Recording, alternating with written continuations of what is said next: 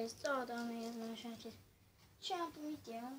Da, cred că așa că mi-a spus că canala mea avea baterie, ori de periodul meu mai are chef de mine. Am uitat ce am primit, este o chestie, nu este fabricată în mine, faci cercuri. Uitați ce am făcut până acum.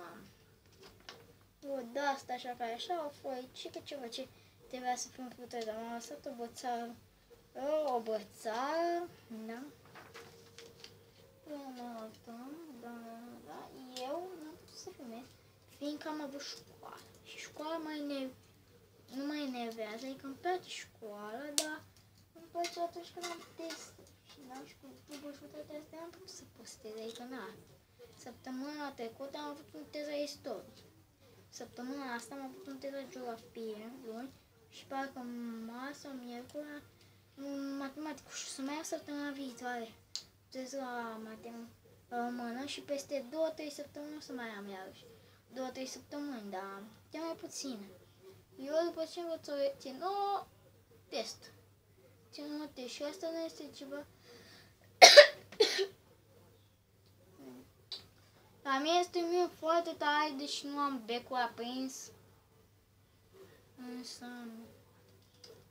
după aia încă n-a venit, deci, practic. Așa, eu fac și lecțiile astea. Și vreți să spuneți în comentarii. O să spuneți în comentarii ce lipsește videourile mele. Eu, poate, nu știu ce. Mulți mi-a zis că lipsește. Da. Efecte speciale. Mai caut. Deci efecte speciale vă promit că o să avem peste câteva luni. Dar ce nu-mi place mie acum e nașpa pentru că eu nu am aparat. Doar microfonul să înclină. O să mă curăm pe sărbători. Așa, am uitat celor care aveam Nicoleta, Nicu, Nicușorul, Educă, pentru Sfântul Nicolae, să spuneți în comentarii ce v-a adus Moș Nicolae, ce dulciuri, dacă ați să spuneți ce v-a adus, cărioare v-a adus. Da. Eu am zis așa, teste vin și încă nu avem un program pentru filmări. Mi-a căzut asta. Deci nu avem program de filmare.